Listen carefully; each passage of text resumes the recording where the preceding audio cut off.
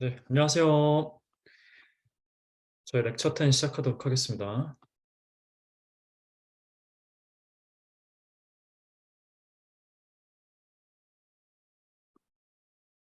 네, 일단 퀴즈 5분까지 진행을 하고요. 그리고 저희 5분부터는 공지사항 5분 동안 하고, 그리고 7시 10분부터 오늘 수업 시작하도록 하겠습니다.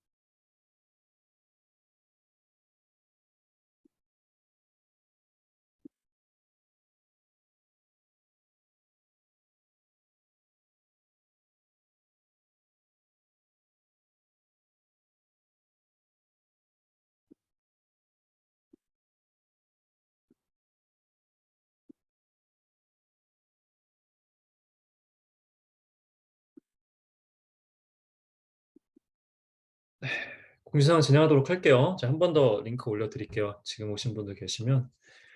그래서 공지사항 하시는 동안까지 제출해 주시면 되고요. 7시 10분 기준으로 네, 마감하도록 하겠습니다.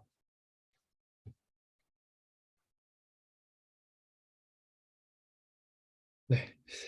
저 일단은 어사이먼트 4 마지막 어사이먼트인데요. 이건 내일 공개가 될 예정이고, 그리고 2주 후, 대략 2주 후 수요일 11시까지 제출해 주시면 됩니다. 그러니까 지금까지 마찬가지로 파이널 프로젝트와 같은 팀을 진행하시면 되고, 생성 문제에 대한 네, 숙제가 나갈 예정입니다. 그리고 저희 프로젝트 최종 발표 날짜가 12월 15일 목요일로 변경됐다는 말씀을 드렸는데요.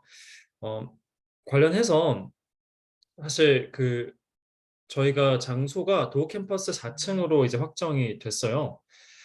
그래서 일단은 저희가 여기서 진행을 할 수 있게 될 것 같고, 물론 좀 한 번 더 좀 확인해 봐야 될 부분들은 저희가 이제 예약이 된 거라서 예약이 좀 어려운 걸로 좀 나왔었다가 다행히 좀 잘 풀려서 일단 예약을 해 놓은 상태고, 일단은 심사위원분들과 다른 강사분들의 좀 스케줄도 확인을 해서 최종적으로 좀 확정을 하도록 하겠습니다.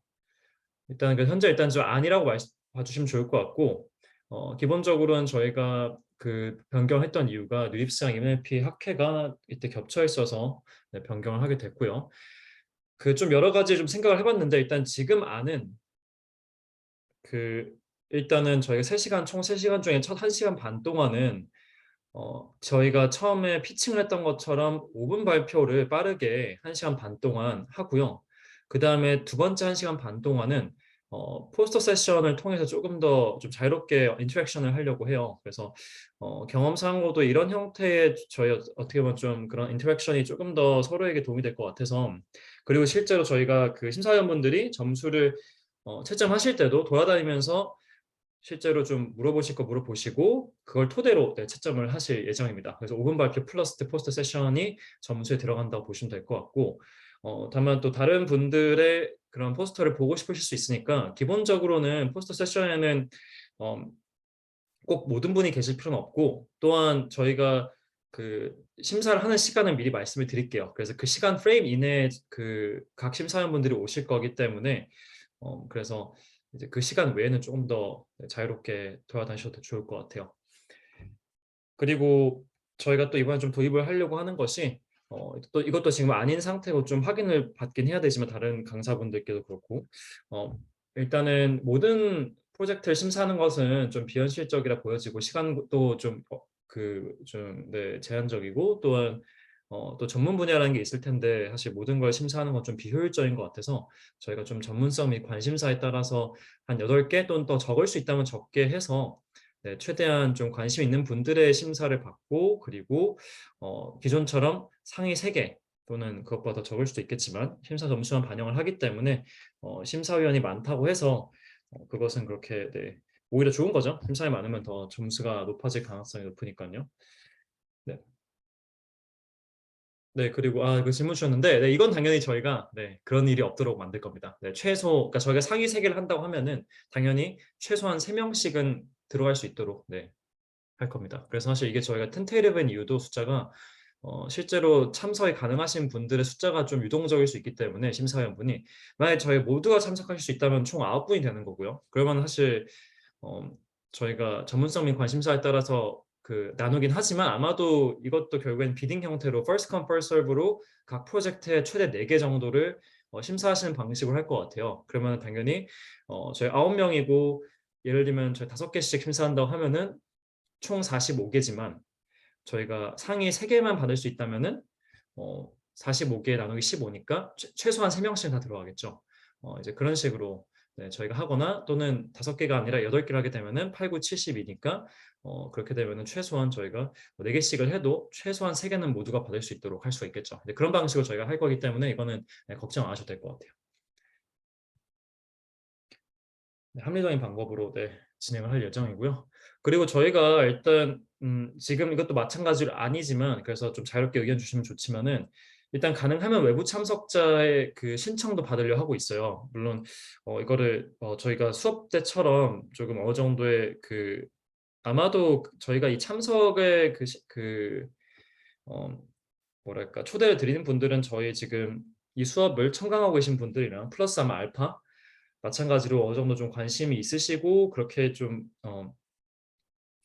렐레번스가 없는 분은 아니시면 렐레번스가 있는 어떤 일을 하고 계신 분들을 저희가 받을 것 같은데, 또 저희가 파이널 발표이기 때문에 비교적 첫 단계에 비해서는 사실은 지금쯤이면 사실은 좀 괜찮을 거라 생각은 합니다만, 좀 민감한 정보가 있다고 한다면은 그런 정보들은 리포트를 통해서 제출을 해 주셔도 좋고요. 다만 기본적으로는 저희가 어떤 리포트를 필수로 제출하시게 하는 것이 아니라 5분 발표랑 포스터 그리고 거기에서 뭐 사실 데모 같은 걸 보여주시면 좋죠 가장. 이걸 통해서만 저희가 그 점수를 매기기 때문에 리포트가 없어도 괜찮습니다. 네, 그래서 기본적으로는 그래서 아마 민감한 정보가 없다. 또는 발표할 내용 중에 전부 다 퍼블릭 공개가 가능하다 웬만한 분들한테는 물론 여기 오는 분들은 전부 다 그 저희가 검증을 한 분들이고 어, 그런 분들께는 공개가 괜찮다 하면은 사실 5분 발표와 포스터만 제출해 주셔도 좋고요. 그게 아니라 좀 민감한 정보가 있을 것 같아서 외부 참석자가 참여하는지 여부에 따라서 좀 이 정보가 포스터에 들어갈지 안 들어갈지가 좀 갈릴 것 같다고 한다면은 그 정보는 따로 리포트로 제출해 주시고 그래서 점수에는 반영될 수 있도록 해 주시고 다만 그 포스터 세션이나 발표할 때는 정말 공개가 가능한 정보만 네, 공개해 주시면 되겠죠. 네, 혹시 관련해서 질문 있으실까요? 제가 그 슬리도는 그 수업 중에 셋업해서 링크 공유 드리도록 할게요. 그래서 좀 더 쉽게 질문하실 수 있도록 하겠습니다. 네, 질문 없으시면은 네, 오늘은 원서님께서 네, 강의를 해주실 예정이시라 제가 호스트 권한 드리고 네, 넘기도록 하겠습니다. 네, 방금 코호스트 드렸습니다. 네, 감사합니다. 네, 감사합니다.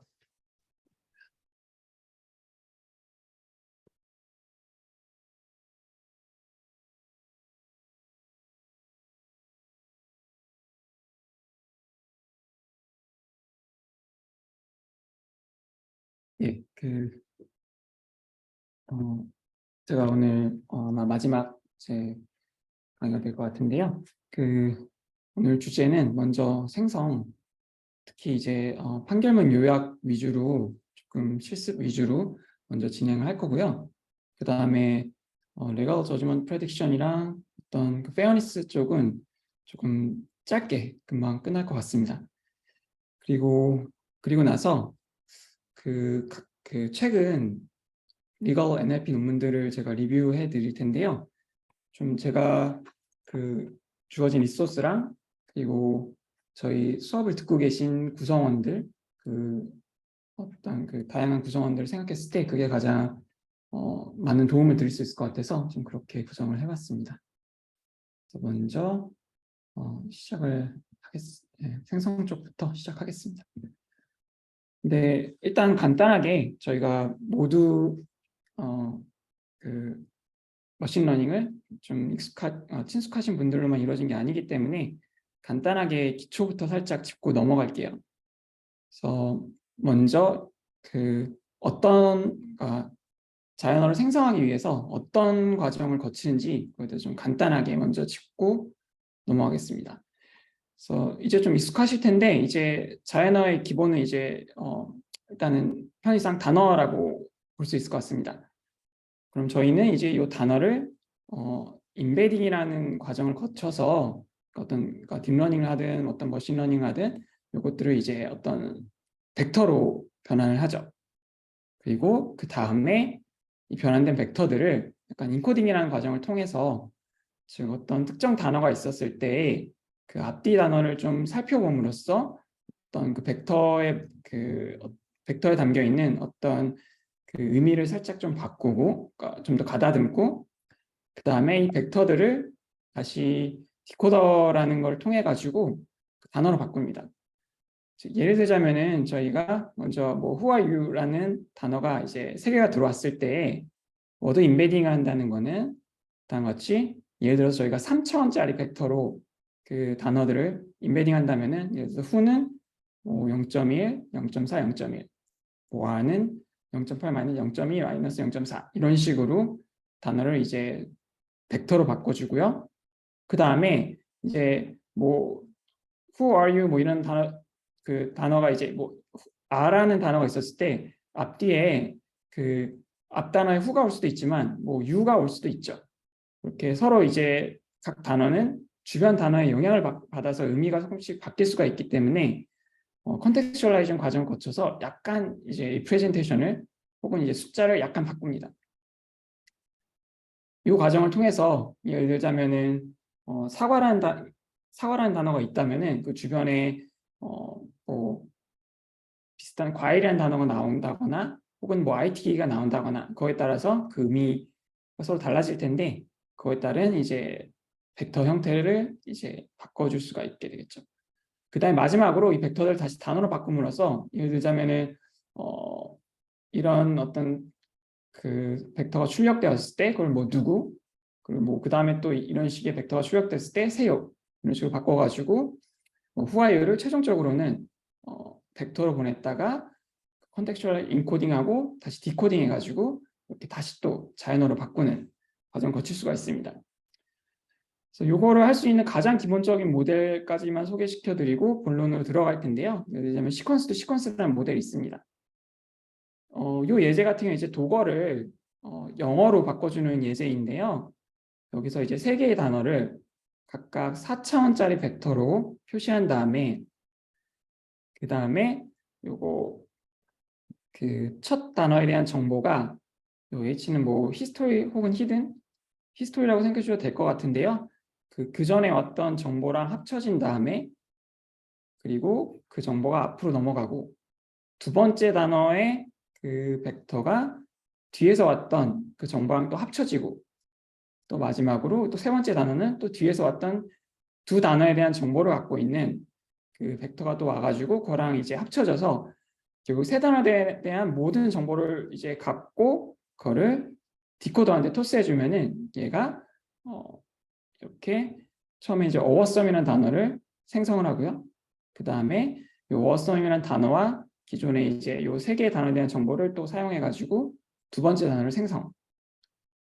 그래서 이런 과정을 거쳐서 그 자연어에서 또 다른 자연어로 보내는 그런 이제 가장 기본적인 모델을 시퀀스 투 시퀀스 모델 이런 과정을 거쳐서 하는 모델을 시퀀스 투 시퀀스 모델이 할 수 있습니다.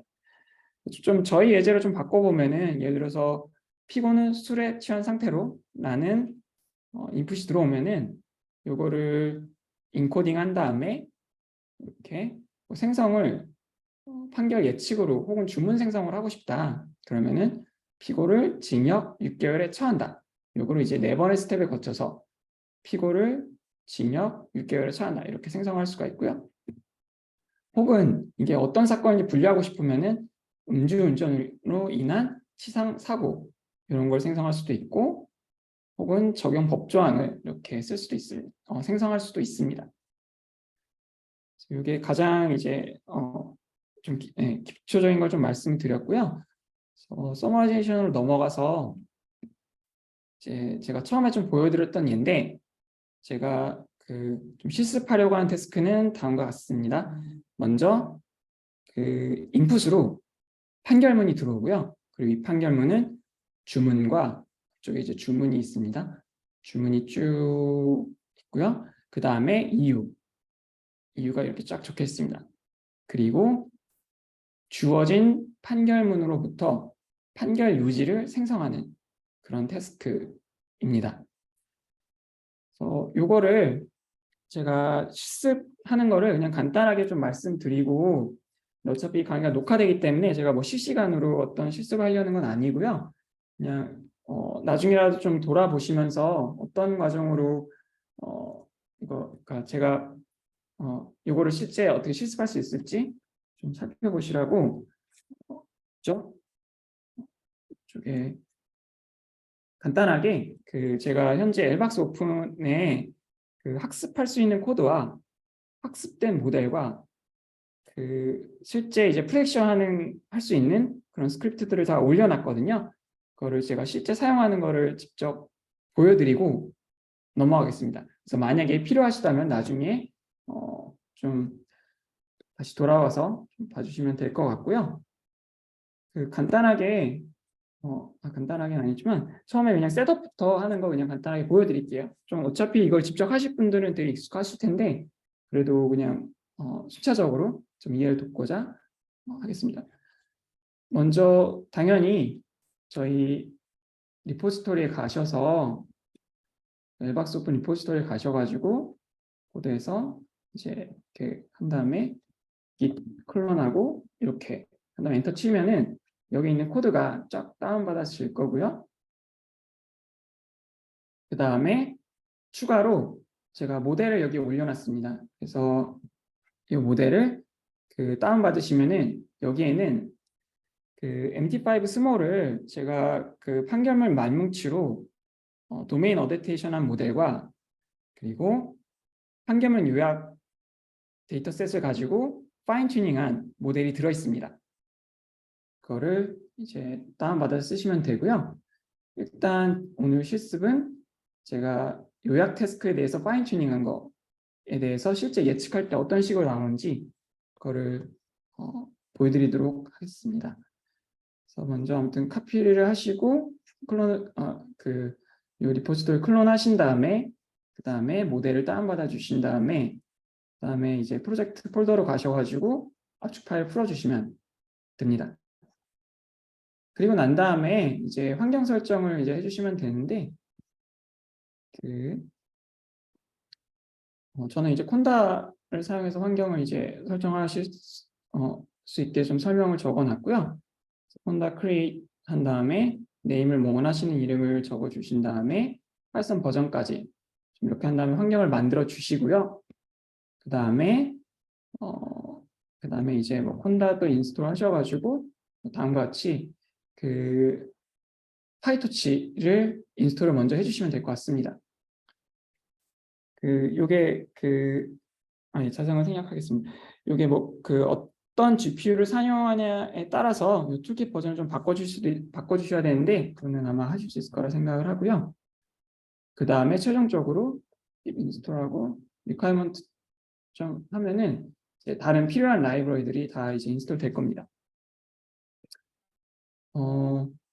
여기까지 이제 진행하시고 그 다음에는 나중에 제가 학습을 바로 돌릴 수 있는 스크립트를 넣어놨어요. 그거가 이제 예를 들어서 스크립트 폴더 밑에 요약 태스크를 학습시키고 싶으시면은 요 쉘 스크립트를 실행하시면 되는데 여기 보면은 다른 건 별거 안 들어있고요. config 파일, 즉 어떤 config를 써서 학습시킬 건가 그 정보가 들어있고요.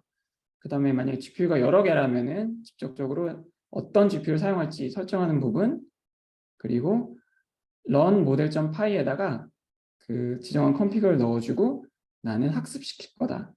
요 모드까지 이제 입력해주면은 됩니다. 실행할 때는 그냥 간단하게 배시한 다음에 스크립트 밑에 서머라이션 하면은 학습이 돕니다. 물론 지금 학습할 건 아니고요. 근데 뭐 대충 도는 것만 살짝 본 다음에 바로 끄도록 하겠습니다.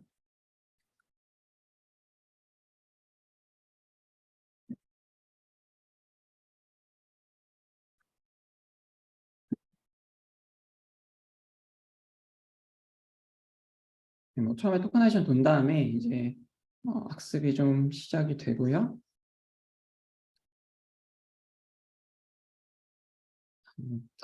볼 필요는 없을 것 같아서 이거 그냥 중단시키겠습니다. 이렇게 하고 나면은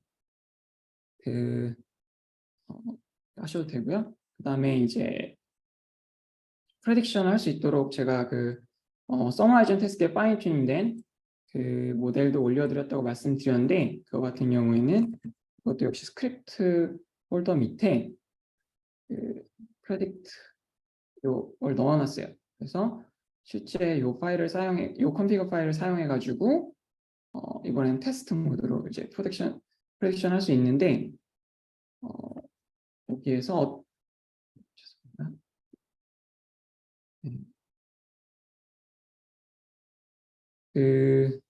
제가 프랙션 쪽을 그냥 테스트셋을 그냥 좀 임의로 지정해 주시면은 할 수 있게 해놨어요. 그래서 어떤 식이냐면은 예를 들자면은 지금 현재 여기 테스트 쪽에 데이터 밑에 summarization custom JSON이라는 걸 제가 만들어 놓았는데 직접 인퍼런스를 하고 싶으시면은 데이터 밑에 summarization custom 이게 어떤 파일이냐면은 뭐 그냥 아이디가 들어 있고요. 그리고 ground truth summary가 여기 있습니다. 그리고 여기 사용되는 이제 프레시던트 여기 입력 값이고 입력값 그리고 요거는 이제 기대되는 출력값이 summary라는 키 밑에 있습니다.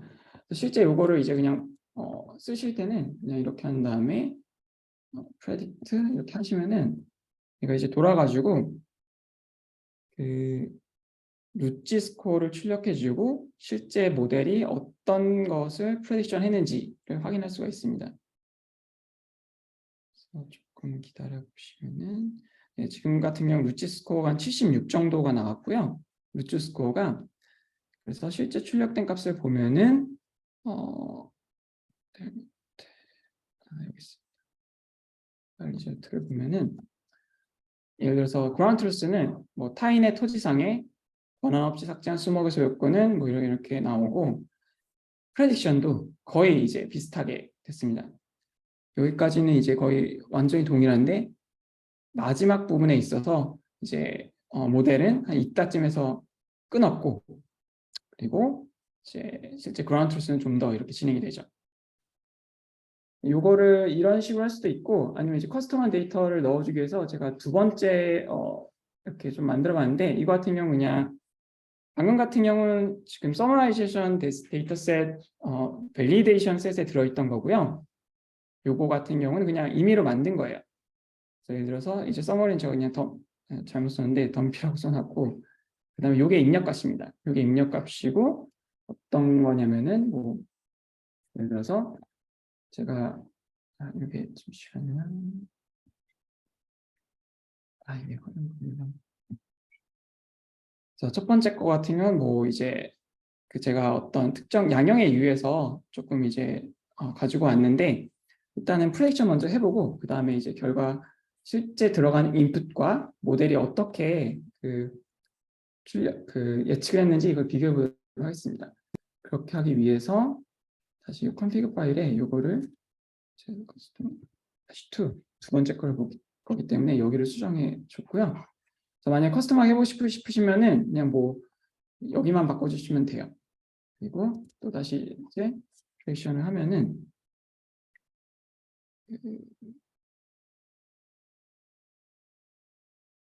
이번에는 3개이기 때문에 여기 이제 3이 찍혔고요. 그리고 이 같은 경우에는 이제 뭐랄까 실제 학습세사하고 이제 가까운 데이터는 아니기 때문에 예측값이 이제 엄청 잘 나오지는 않을 거고요. 실제 결과를 보면은 다음 같이 나오는데, 그래서 이게 어떤 걸 가지고 한 거냐면은 좀 옆에다 놓고 비교를 해보겠습니다. 리절트가 여기 있고, 그리고 보면은 첫 번째 예제 같은 경우 이제 주문은 피고는 원고에게 암호화폐를 인도하라. 그리고 이유 부분에는 대상 청구에 대한 판단이고 여기 뉴라인이 있어야 되는데 생략이 됐네요. 만일 위 비트코인 암호화폐 인도인이 뭐 이렇게 쭉쭉쭉 뭐 이런 말도 있습니다. 그렇게 했을 때 생성되는 거는 좀 기대되는 거긴 한데 이게 이제 실제 학습세에 있던 그런 비슷한 그 문구를 가져온 게 아니기 때문에 그냥 제가 어떤 1심에서 양형의 이유를 가지고 온 거거든요. 근데 학습셋은 대부분 대법원 판례로 이루어졌기 때문에 완벽한 프레딕션이 좀 일어나지 않을 거고요. 또 보면 여기 뭐 본래 급부와 그 집행불능 뭐 이런 것들이 나와요.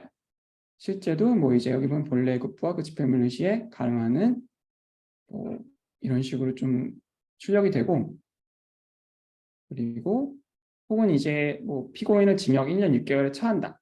그리고 그 다음에 또 역시 양형의 이유로 피고는 이 사건 범행을 모두 자백하고 있고 뉘우치고 있고 유리한 정상이다. 그러나 보이스피싱 범죄는 불특정 다수인을 상대로 조직적으로 이루어져 경제 손해만은 뭐 죄질이 매우 무거운 점 뭐 그런 것들이 적혀 있어요. 그렇게 했을 때 생성되는 거는 보이스피싱 범죄는 불특정 다수인을 상대로 조직적으로 이루어져 피해자에게 뭐 중대한 경제 손해를 가하니 범죄로서 죄질이 매우 무거운 점 그리고 이렇게 쭉쭉쭉 생성이 돼가지고 뭐 신원 선고가 불가피하다 뭐 이런 식으로 좀 나옵니다. 그리고 약간 조금 좀 더 장난스럽게 뭐 피고인을 징역 3년에 처한다. 그리고 뭐 이유는 이제 뭐 수업에 무단 결석하였다. 뭐 숙제도 성실히 제출하지 않았다. 뭐 이런 거 뭐 용서받지 못했다 이렇게 쓸 때는 좀 엉뚱한 게 나와요. 예를 들어서 학업에 무단 결석하였다는 이유로 용서받지 못한 자는 학업 양도죄의 성격을 유지할 수 있다. 이게 정확하게는 어떤 의미인지는 모르겠는데 아무튼 이런 식으로 적어도 말이 되는, 문법적으로 말이 되는 걸 좀 생성하는 걸 볼 수가 있습니다. 그래서 요거는 요 정도로만 하고요. 이제 본론 다시 넘어가서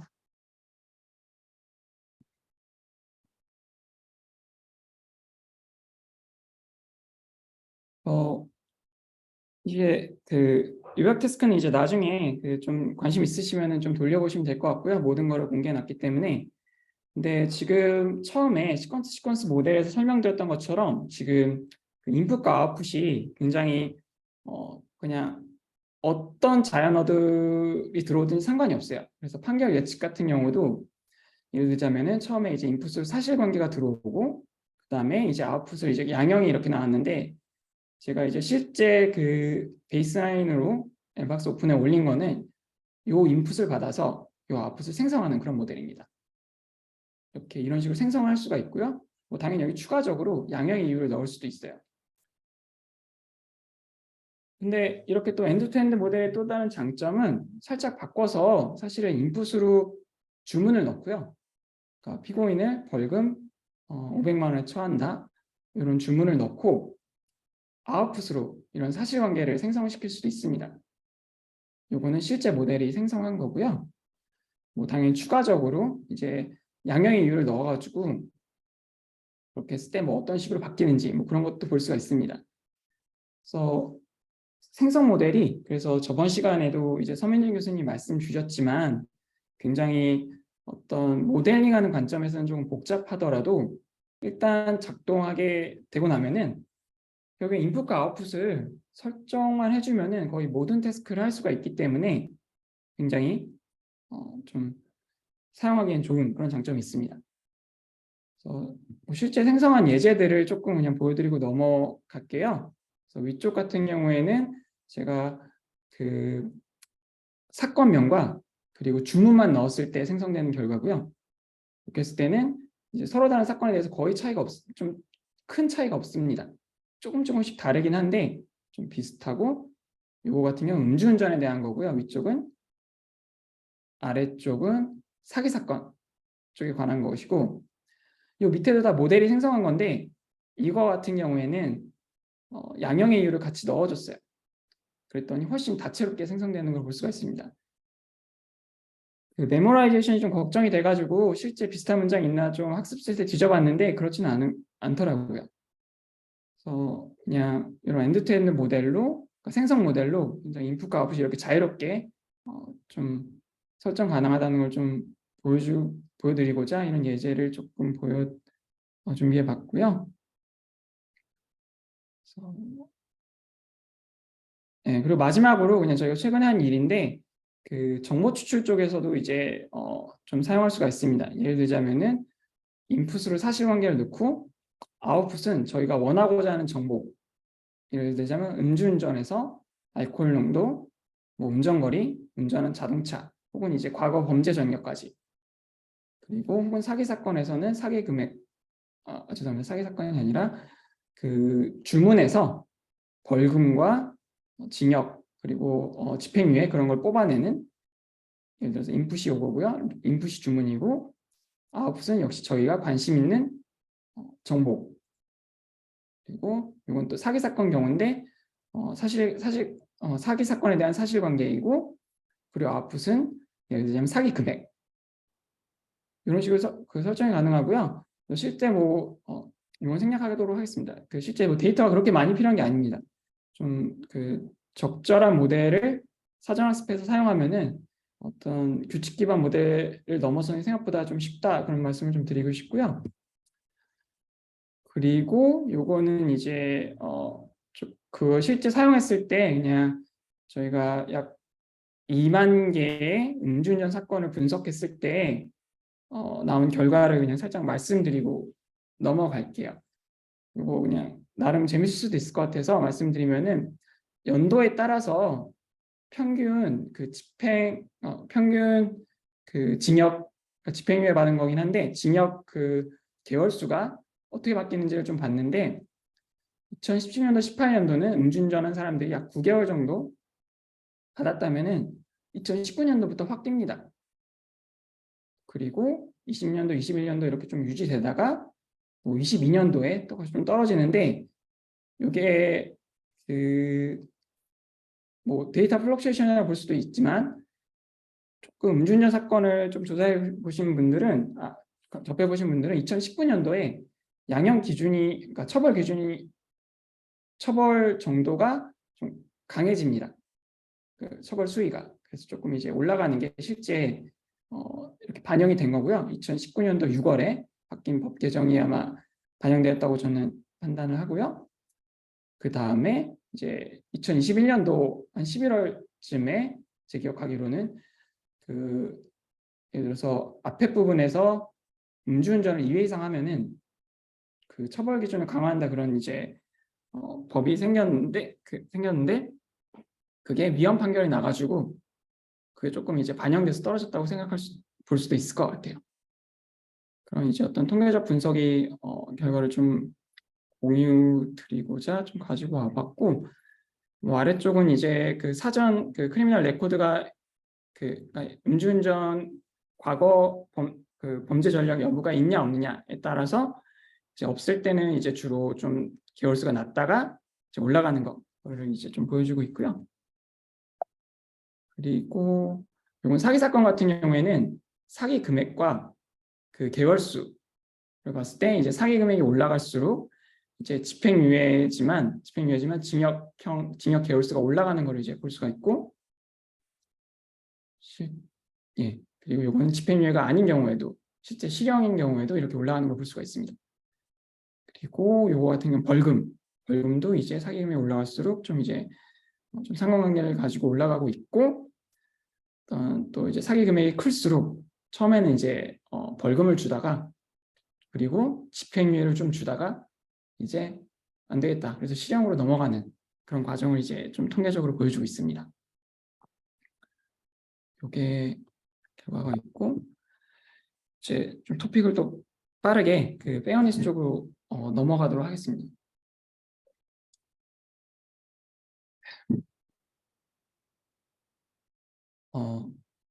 요 아티클을 이제 좀 설명드리면서 넘어갈게요. 이게 제가 그 논문 썼을 때 리뷰어가 요거를 저희한테 링크를 그 오픈 리뷰에 링크를 걸어주면서 굉장히 신랄하게 저희 걸 비판했을 때 알려준 건데, 그러니까 제목이 되게 자극적이죠. 뭐 AI is sending people to jail and getting it wrong 이렇게 해가지고 2019년도에 이제 출판된 어떤 태클 기사라고 할 수 있을 것 같아요. 이게 어떤 내용을 담고 있냐면은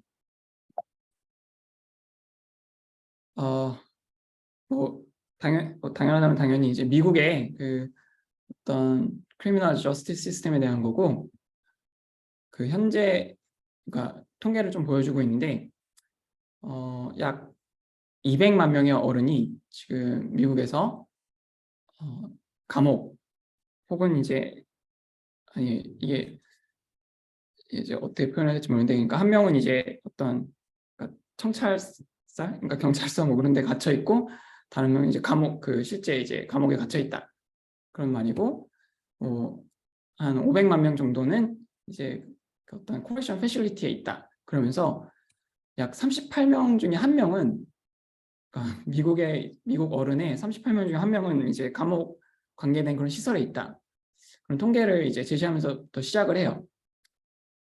그러니까 생각보다 좀 놀랐는데, 예를 들자면 학급 수가 이제 뭐 지금 더 줄었겠지만 한 40명 정도 이루어져 있다면 그중 한 명이 어떤 사정에 의해서 지금 감옥에 있다고 이제 볼 수도 있는 건데, 그래서 좀 너무 많다. 그래서 이런 사람 수를 어떻게 줄일까, 그걸 위해서 우선순위를 도입하려고 하고, 그리고 또 이제 어떤 절차적 효율 위해서 어떤 페이스 리코그니션 같은 걸 쓴다거나 그런 걸 이제 하려고 하는데, 여기서는 특히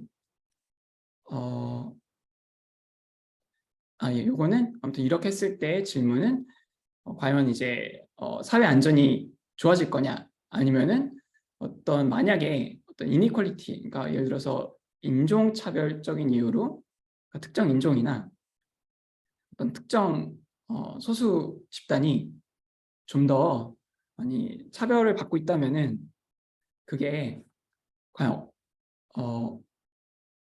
그 도움이 될까, 혹은 더 악화시킬까, 그런 질문을 던지고, 여기에서 다루고자 하는 거는 이제 크리미널 리스크 어세스먼트 알고리즘이라고 해가지고, 이게 재범률이, 그러니까 뭐랄까 어떤 범죄를 저질렀는데 그 재범을 할 것 같은 사람은 놓아주면 안 되잖아요. 그거를 이제 결정하는 알고리즘을 이제 실제 시스템에 도입했다 그러더라고요. 지금도 도입되고 있는지는 저는 확인해 보진 못했는데, 어찌됐건 모델에 들어가는 인풋은 피고인의 프로파일입니다. 뭐 여기에는 뭐 나이나 뭐 인종 그런 게 들어갈 수 있겠죠. 그 다음에 아웃풋은 방금 말씀드린 이게 레이시 디비즘 스코어라고 해가지고 다시 또 이제 어떤 안 좋은 행동을 할 점수, 그렇게 입니다. 그래서 이거를 이제 판사님한테 보여준대요. 그래서 이게 어떤 그 주어진 리소스를, 어떤 자기한테 주어진 한정적인 리소스를 좀 효율적으로 쓰는데 도움이 될 거다. 그렇지만 이게 모델이 학습이 당연한 거지만 이제 히스토리컬 데이터, 이전에 존재했던 데이터에 이제 학습이 되죠. 거기에서 이제 그리고 ML 알고리즘은 어떤 커저리티를 본다기보다는, 그러니까 사실 뒷부분에도 말씀드릴 텐데 코릴레이션을 볼 확률이 굉장히 높죠. 그냥 일반 아무 생각 좀 이제 주의하지 않고 또 학습을 한다면은, 그래서 어떤 패턴을 이제 내가 피킹할 거다. 그래서 statistical correlation이랑 이제 causation하고는 다르다. 그렇게 해서 예를 들자면은 그 수입이 낮은 사람이 좀 우연히, 예를 들어 수입이 낮은 사람이 좀 더 범죄율이 높은 동네에 살 수도 있죠. 조금 아무튼 어찌됐건 그런 수입이 낮은 사람이 어떤 레이스 디비즘에서 현지에서 좀 하이스코어를 보였다면은 어쩔 거냐. 이게 어떤 그 특별히 법적 판단에 있어서 로우 인컴이 좀 고려가 되면 안 되겠죠. 근데 모델 그러면 어쩔 거냐. 그렇게 해서 예. 아무튼 이런 경우에 이게 만약에 정말로 실제, 그러니까 뭐 로우 인컴 있던 사람이 정말로 어떤 범죄를 저질렀어요. 그러니까 그게 좀 사실이더라도 거기서 이제 제가 리뷰한테 받았던 코멘트는 그러니까 이런 코릴레이션 문제를 떠나서 실제 이게 사실이더라도 이게 이 어떤 피드백 루프가 돌아가지고 로우 인컴인 사람은 다시 또 이제 어떤 레시디비즘 스코어가 높게 나올 거고, 러시디비즘 스코어가 높게 나올 거고, 다시 또 감옥에 갇힐 확률이 높을 거다. 그런 식으로 약간 악순환이 될 거다. 그런 식. 그러면 또 이제 히스토리컬 데이터가 로우 인컴인 사람이 또 이제 요 스코어가 높도록 모델이 학습될 수 있겠죠. 그래서 이런 어떤 기사가 있어서 좀 여기서 좀 페어니스를 좀 시작하려고 좀 가지고 와봤고요. 실제 저도 약간 그 리뷰 코멘트를 듣고 조금 저희 LGB 크리미널 쪽에 통계 분석을 좀 해봤어요. 그랬을 때 피해자 성별을 좀 보면은 저희 데이터가 이제 약 7개의 형사 사건을 다루고 있었는데, 강제추행 경우는 이제 압도적으로 여성 비율이 높고요. 피해자가 공무집행방해는 이제 남성이 높았습니다. 어떤 교통사고 특례법 위반 같은 경우에는 두 경우가 좀 비슷했어요. 그러니까 뭐 차가 이제 성별을 가리진 않는다, 뭐 그렇게 볼 수도 있을 것 같은데, 도로교통법 위반 같은 경우는 없었고, 사기 같은 경우도 뭐 거의 비슷했습니다. 상해랑 폭행도 뭐 이제 비슷한데, 그리고 폭행 같은 경우는 남자가 피해자가 높았습니다. 그래가지고 요 강제추행 쪽을 가지고 좀 제가 학습시켰던 LQ가 어떻게 반응하냐를 조금 살펴봤어요. 이렇게 봤더니 어떤 실험을 해봤냐면은, 그래서 강제추행 사건에서 지금 뭐 이런 식의 기술이 있어요. 뭐 피고인은 수리업을 하는 사람이고, 피해자 B 그리고 여기 성별이 나와 있습니다. 그리고 뭐 이렇게 써 있습니다. 그래서 요거 여자를 남자로 바꿨어요. 그러니까 정말 한 글자만 바꿨고요. 그렇게 했을 때 모델 예측하는 게 바뀔까 좀 이제 살펴봤더니 적어도 제가 학습시켰던 모델 같은 경우는 물론 일단 양형 이유에는 적어도 양형 이유 자체에서는 제가 확인한 바로는 성별에 따른 어떤 그 차이점을 그러니까 양형 가이드라인에는 차이점을 언급하고 있지는 않았고요. 물론 이제 여기 없다고 해서 실제 이제 고려가 안 된다 그런 건 아니겠지만 어찌됐건 강제추행 사건 131건의 테스트를 가지고 했을 때 120건은 이제 결과가 바뀌지 않았어요. 근데 11건에서는 좀 바뀌었고 피해자가 남자로 바뀌었더니 적어도 제 모델에서는 10건에서 양형이 낮아졌습니다. 어떤 식으로 낮아졌냐면은 그러니까 예를 들어서 한 가지 예인데 방금 말씀드렸던 것처럼 이제 여성을 피해자를 남성으로 바꿨더니 브라운 툴에서는 이제 한 3단계 정도의 벌금이 나오고 원래 예측값도 벌금이 3이었는데 이제 예측된 건 벌금이 2로 바뀌더라고요. 이런 경우도 있고 그 징역형이 벌금형으로 바뀐 경우도 있었어요. 그래서 어찌됐건 좀 주의를 하지 않으면은 항상 영향을 받을 수 있다는 게 실제 제 모델에서 좀 나타나서 좀 공유를 드리고 싶었고요.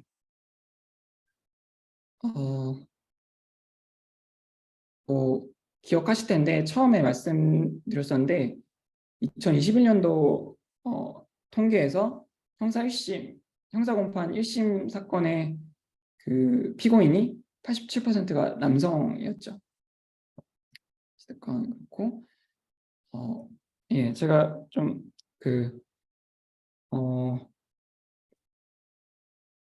좀 뭔가 예, 여기까지 하고 다음에 이제 페이퍼 리뷰로 넘어갈 텐데 자연스럽게 좀 레gal 페어니스 관점에서 이제 좀 다룰 논문들을 가지고 왔어요. 그래서 먼저 2019년도에 EMNLP에 발표된 그 중국에서 나온 논문이고요. 여기서 프리즌 텀 프레딕션 모델은 이제 딥 게임 네트워크라는 이제 모델을 썼고 결국에는 제가 알기로는 아마 메이저 NLP 컨퍼런스의 NLP 컨퍼런스의 처음 판결 그러니까 양형 예측 논문이었던 것 같아요. 물론 이전에도 2018년도에도 카일이라는 중국 데이터셋 논문도 있었지만 어찌됐건 이 논문이 나왔고 이 논문에 관해서 비판한 논문들이 좀 이제 또 줄줄이 좀 나옵니다.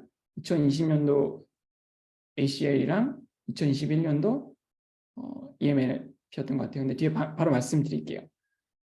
그래서 이게 어떤 거를 했냐면은 간단히 짚고 넘어가면은 인풋으로 케이스 디스크립션 이게 제가 정확하게 말씀드리는지 모르겠는데 저희로 따지면은 검사께서 작성한 어떤 일종의 좀 사실들, 그러니까 케이스에 대한 예를 들어서 여기 2017년도에 피고인 요 사람은 술 마셨고 장이라는 사람과 좀 이제 컨플릭이 있었다. 그런 것들이 적혀 있어요. 그리고 이런 케이스 디스크립션과 그리고 차지스라고 하면은 이제 어떠한 예를 들어 사건명이라고 하면 될 것 같아요. 여기는 creating disturbance 해가지고 공공소란죄가 정확한 명칭 모르겠고요. 그다음에 또 이제 공무집행 방해에 좀 가까울 것 같은데 이런 것들을 이제 인풋으로 넣어준 다음에 예측하는 거는 이제 프리즌 텀, 그러니까 예를 들어서 12개월, 12개월 이거를 리그레션으로 풀었습니다. 리그레션으로 풀었고, 그러니까 왜 리그레션을 풀었는지는 잘 모르겠어요. 그러니까 이 정도면은 한 개월수를 최대한 250개월 정도까지 데이터 범위가 있었던 것 같은데 어찌됐건 리그레션 방법을 풀었고 약 20만 개의 데이터를 사용했습니다. 그리고 그 데이터셋은 중국 대법원에서 공개한 데이터를 사용했어요. 그래서 이거를 어떤 모델을 써서 사용했냐 그래서 봤을 때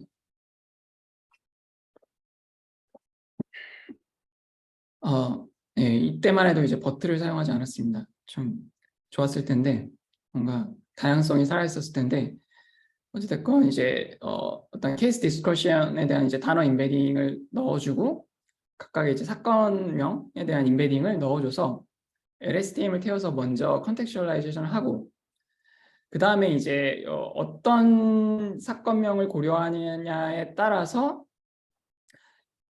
컨텍스츄얼라이즈는 벡터에 일부는 통과시키고 일부는 통과시키지 않아요. 그래서 게이팅을 여기서 한 다음에 그 다음에 CNN을 사용해가지고 이제 최종적으로 예측을 합니다.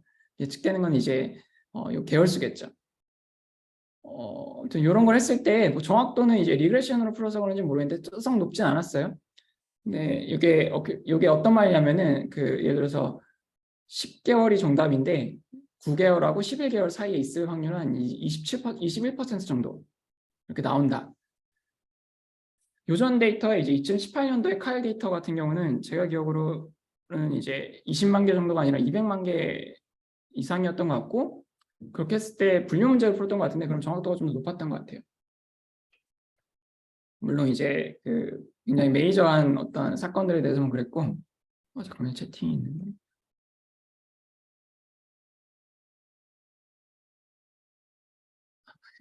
윤유님 감사합니다. 예. 그래서 요게 그 이 논문이 나온 다음에 그래서 이런 이제 논문이 나온 다음에 2020년도 ACL에 다음 같은 제목의 이제 논문이 나옵니다. 그래서 좀 굉장히 자극적인데 give me convenience and give her death. 그래서 뭐 이게 뭐 who should decide what use of NLP 뭐 이렇게 굉장히 좀 자극적인 제목이라고 저는 생각하는데 요거를 뭐 좀 제가 그냥 굳이 해석을 해보자면은 맞는지 모르겠는데 뭐 나는 좀 봐주고 그녀는 뭐 그러니까 그녀에게는 뭐 죽음을 그러니까 사랑을 선고해줘 그런 느낌인 것 같거든요. 그래서 이렇게 좀 자극적으로 뽑았고 제목을 그래서 어떤 거를 다루는지 에 대해서 조금 진행하면 좋을 것 같은데 저희가 53분이니까 그 한 7분 정도 쉬었다가 8시에 시작을 하면은 좋을 것 같습니다. 계속 50분 정도 들으셨으니까 제가 그때 8시에 다시 시작하겠습니다. 그러면은 그때 뵙겠습니다. 네, 감사합니다.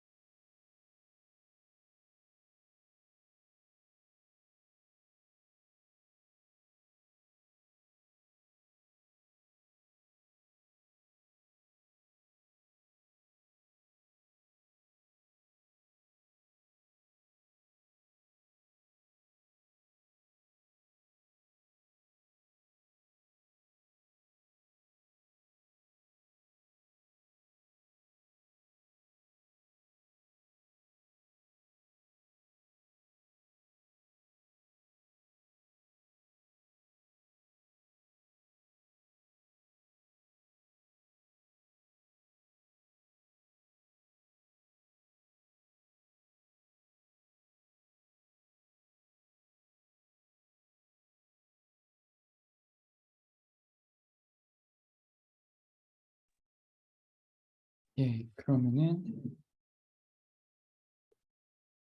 계속 하겠습니다. 그래서 조금 전에 이제 2019년도에 그 EMLP에 나왔던 그 양형 예측, 그러니까 프리즌텀 예측하는 그런 모델을 만든 그 논문을 소개시켜 드렸고요. 그에 대한 반응으로 이제 다음과 같이 자극적인 제목을 담고 있는 논문이 나왔습니다. 두 가지 주제에 대해서 크게 질문을 던지고 있는데 이 사람들은 이게 어떤 기본적인 어떤 도덕적인 요구사항을 만족시켰냐 그 연구들이 근데 그거 만족시켰는지 여부를 과연 누가 판단할 것인가 그게 뭐 A씨나 리뷰어들이 소수의 리뷰어들이 판단할 수 있는가 뭐 그런 질문들을 던지고 있고요. 그래서 먼저 신랄하게 비판한 것 쪽은 그 물론 이제 그 논문상에서는 그 전에 2019년도 논문 저자들을 뭐 희생양으로 삼으려는 건 절대 아니다 뭐 그런 식으로 어떤 말들이 쓰여 있고요. 어찌됐건 시작은 뭐 데이터 에틱스부터 시작을 해서 이 데이터셋에 있는 피고인들 혹은 이제 그러니까 그 데이터셋에 보면은 그 first name은 지워졌는데 family name과 지역 정보가 들어있대요. 그렇게 그래가지고 그 지역 있습니다. 그래서 아무튼 데이터셋에 이제 들어있던 사람들이 이런 데이터 컬렉션에 대해서 알고 있냐, 알려줬냐, 아니다. 그리고 요거에 대해서 어떤 에시컬 리뷰가 있었냐, 아니다. 그리고 예, 방금 말씀드렸던 이러한 프라이버시 쪽 관련돼서 뭐 어떤 프라이버시 개런티 뭐 이런 것들이 이제 있었냐, 아니다. 그리고 데이터셋이 업데이트 될 거냐. 이 말은 예를 들자면은 여 안에 있던 사람들이 내 정보 좀 지워달라. 그런 것들이 그런 요구가 들어왔을 때 그런 업데이트 될 뭐 예정이라든가 그런 게 있느냐? 아니다. 관련해서 저도 이제 벤치마크 그 데이터셋 앤 벤치마크 그쪽 트랙에 논문을 쓸 때 이런 것들을 항상 물어보더라고요. 어찌됐건 그리고 듀얼 유즈라고 해가지고 이제 뭐 저는 약간 어뷰즈? 그게 좀 더 맞는 표현 같은데 악용된 소지가 있느냐 관련해서 예를 들어 GPT-2 케이스 같은 경우에는 오픈 AI가 되게 좀 이제 실제 큰 모델을 공개하기 전에 어떤 외부 단체에 어떤 문제가 있을지 어떤 도덕적 문제가 있을지 실제 테스트해봤고 굉장히 잘한 케이스다. 근데 여기서는 뭐 그런 게 없었고 만약에 이 모델이 사람들이 만든 모델이 어떤 대법원에서 어떤 판결을 할 때 참고가 된다면은 어떤 결과가 있을 거냐 그런 질문들을 던지고 실제 뭐 예로서 그, 그 논문상이 한 2010년도 초였던 것 같은데 조류독감이 족제비들 간에 감염이 되도록 족제비들 간에 이제 감염이 되도록 한 연구에 대해서 이제 그 사례를 소개하면서 이제 컴퓨터 사이언스 쪽도 조심해야 된다. 그런 논지를 핍니다. 뭐 추가적으로 이제 크리스퍼 시스템이라고 해가지고 그 저희 장 속에 계시는 대장균님들께서 그 바이러스로부터 자신을 보호하는 어떤 메커니즘이 있는데 요거가 그 중국에서 어떤 갓 태어난 쌍둥이들한테 유전자 조작을 통해서 그 에이즈에 대한 그 어떤 면역력을 증가해주는 그런 실험 그 아무튼 그 수술을 했습니다. 뭐 그런 예제들을 이제 좀 들더라고요. 그래서 어떤 이런 것들을 비판하고 이제 또 마지막으로 이제 누가 결정할 거냐 그런 것들을 이제 잔뜩 던지면서 좀 이 논문에 대해서 그전 2019년도 논문에 대해서 좀 아쉬움들을 좀 토론합니다. 근데 여기에 또 이제 반해가지고 2021년도에는 그 Findings of ACL에 다음과 같은 논문이 나옵니다. 이거는 이제 제목이 그렇게 자극적이지 않은데 On the Ethical Limits of Natural Language Processing on Legal Text라고 해가지고 이 논문 같은 경우는 크게 세 가지 세 가지 주제를 다루는데 앞에 소개드린 논문하고는 조금 이제 좀 반대되는 입장을 취합니다. 먼저 이제 가장 중요했던 게 이 사람들은 이제 아카데믹 프리덤을 굉장히 강조하면서 시작을 합니다. 그래서 실제 뭐 정의도 이제 조금 하는데 좀 글이 많아지는 이유가 제가 이 논문을 완벽하게 소화시키지 못해서 좀 글들이 좀 많아지고요. 그래서 뭐 여기서 이제 아카데믹 프리덤은 이제 학자의 자유이고 그거는 뭐 대학이든 아니든 상관없고 그리고 학자의 자유인데 어떤 자유냐면은 그 어떤 이해관계 없이 연구 토픽과 그리고 어떤 연구에 대한 기준 그리고 기준을 뭐 이제 어떤 피어 리뷰 같은 걸 할 때 적용할 그런 자유다. 그렇게 조금 좀 시작을 하고요. 그 다음에 뭐 좀 찾아보면 당연히 저희 헌법에도 그 자유에 대한 항목이 있습니다. 모든 국민은 학문과 예술의 자유를 가진다. 시작을 하고 그리고 뭐 요 자유에 대한 정당화의 관점에서 그냥 두 가지 정도로 언급하고 있는데 뭐 결과적으로 연구를 해서 사회적인 어떤 이익을 증가시킬 수 있다. 혹은 그냥 어떤 연구 자체가 어떤 이해관계 없이 뭐 연구하는 것 자체가 보호받아야 되고 뭐 중요하다. 그런 어떤 두 가지 관점을 좀 제시를 하고 있고요. 예, 그래서 요 아카데믹 프리덤이 좀 이제 진지하게 받아들여야 할 거라고 가정하고 나면은 어떤 앞서 뭐 논의했던 뭐 어떤 이슈들, 그러니까 어떤 척도들, 그러니까 데이터에 대한 어떤 도덕적인 면들 그런 것들을 고려할 때 이런 학문적인 자유가 들어가야 된다. 그러니까 익스플리시트하게 고려돼야 된다. 그렇게 하면서 이제 논지를 풉니다. 그래서 이렇게 받아들이고 나면은 그냥 단순하게 이 연구 잘 안 될 것 같은데 이런 걸로는 부족하다. 그래서 예를 들어 2019년도 논문에 대해서 뭐 대법원 있으면 어쩔 거냐라고 이제 앞서 논문이 비판했는데 그거 그냥 스페큘레이션 아니냐. 뭐 정말 이제 정확한 뭐 어떤 논거가 있느냐 혹은 증거나 그런 것들이 없을 때 이런 거를 좀 그럴 때는 아카데믹 프리덤이 좀 이제 강조될 수 있다. 그런 식의 좀 스탠스를 취하고요. 두 번째는 뭐 좋든 싫든 이제 전 세계적으로는 어떤 도덕적과 법적 잣대가 서로 다양하다. 이거를 이제 이게 옳고 그름을 떠나서 현실이라고 받아들이고 넘어갑니다. 이렇게 쓸 때 이제 생각해 보면은 뒤에 이제 제가 그 이번에 뉴립스에 된 그 스탠포드에서 낸 논문 쪽에서 좀 자세히 좀 다루게 될 것 같은데 그러니까 프라이버시, 그러니까 개인 정보가 사실은 어떤 정면적으로 충돌하는 게 이제 뭐 알 권리하고 좀 충돌이 될 수 있겠죠. 구체적인 예를 들자면 어떤 정말 중대 범죄를 저지른 사람에 대한 그 사람이 사는 곳이라든가 혹은 이제 신변이라든가 그런 것들을 이제 프라이버시로 취급해야 되는가 아니면은 이제 알 권리 그거가 강조돼야 되는가 그래서 약간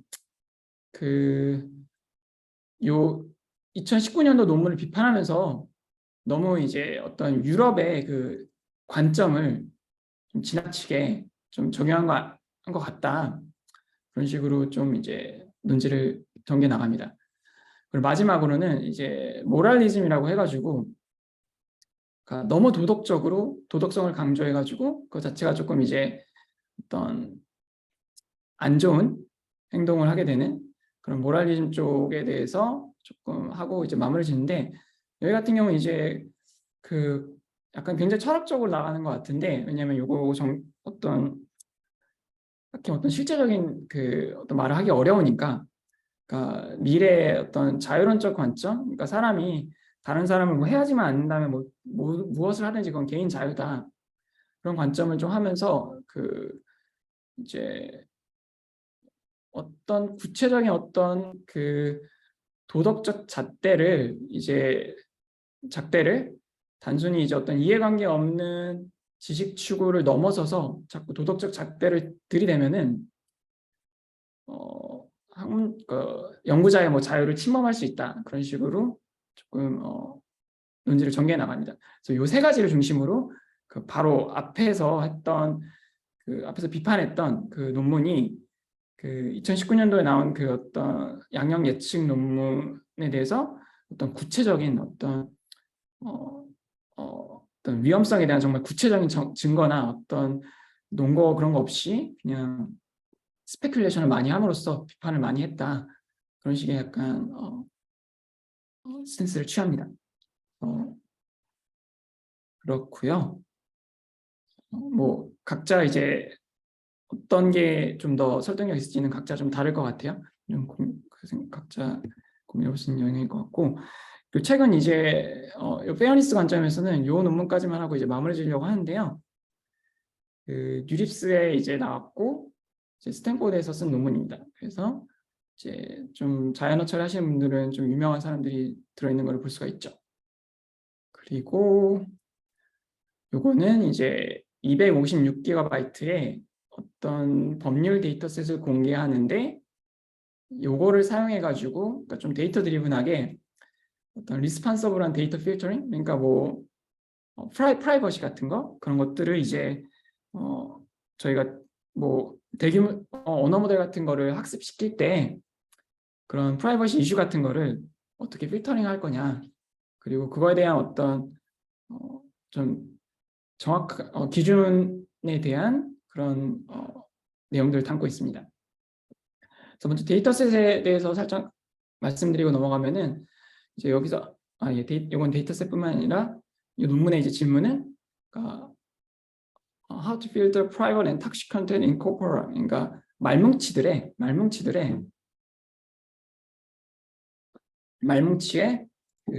어떤 개인 정보나 탁식 컨텐츠라고 하면은 판결문에서 약간 추행이나 약간 어떤 성폭행 같은데 이제 굉장히 많이 나오는데 그런데 약간 이제 어떤 그런 범죄에 대한 어떤 묘사가 이제 구체적으로 나와 있는 경우가 좀 있죠. 그런 것들을 어떻게 필터링 할 거냐, 그거에 대한 이제 질문이고요. 그리고 거기에 대한 어려움. 그래서 어려움은 이제 컨텍스추얼하다. 그러니까 예를 들자면은 이제 어떤 인종차별적인 발언이 누가 어느 장소에서 어느 때에 했느냐에 따라서 조금 이제 정말 극단적으로는 어떤 조크로 끝날 수도 있는 거고, 아니면 이제 굉장히 큰 어떤 모욕적인 언사가 될 수도 있는 거고. 그리고 트레이드오프, 그러니까 이게 트레이드오프가 프라이버시랑 탁식 컨텐츠랑 그리고 뭐 알 권리 같은 거, 그런 것들 트레이드오프가 있어서 어려운 문제다. 그리고 그래서 여기서 이제 컨트리뷰션은 어찌됐건 요 256GB에 해당하는 미국 법률 데이터들을 잔뜩 모아서 법률 텍스트들을 잔뜩 모아가지고 공개를 하였고, 그리고 실제 정보들이 프라이버시랑 어떤 오펜시브 컨텐츠랑 그리고 트랜스페런시 요것들에 대해서 어떤 스탠스를 취해왔고 어떤 법적인 기준을 가지고 해왔는지 그런 것들로부터 이제 우리 연구자들 좀 배워야 한다. 그러니까 그 전에 있던 어떤 말뭉치들, 뭐 C4라든가 뭐 다양한 이제 말뭉치들이 있어 왔는데 그런 거에는 다 결국에는 어떠한 법률적인 잣대 어떤 근거를 가지고 진행한 건 아니고 다 애드호크하게 진행한 거다. 그렇게 하고 있습니다. 그리고 이런 필터링을 이렇게 모은 데이터를 사용해서 좀 데이터 드리븐하게 할 수 있을까? 그런 내용들을 이제 다룬 논문입니다. 요 코퍼스부터 말씀드리면은 간단하게 이제 결국에는 이제 어떤 정부에서